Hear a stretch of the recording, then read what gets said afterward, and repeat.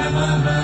ॐ ऐं ह्रीं श्रीं पञ्चतन्मात्रसायकायै नमः।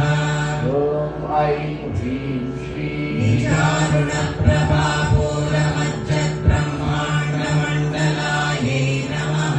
ॐ ऐं ह्रीं श्रीं चम्पकाशोकपुण्डाकसौगन्धिकलसत्कचायै नमः। ॐ ऐं ह्रीं श्रीं कुरुविन्दमणिश्रेणीकनत्कोटीरमण्डितायै नमः। ॐ ऐं ह्रीं श्रीं अष्टमे चन्द्रविभ्राजहरिकस्तनशोभितायै नमः। ॐ ऐं ह्रीं श्रीं मुखचन्द्रकलङ्काभभृगणाभिविशेषकायै नमः।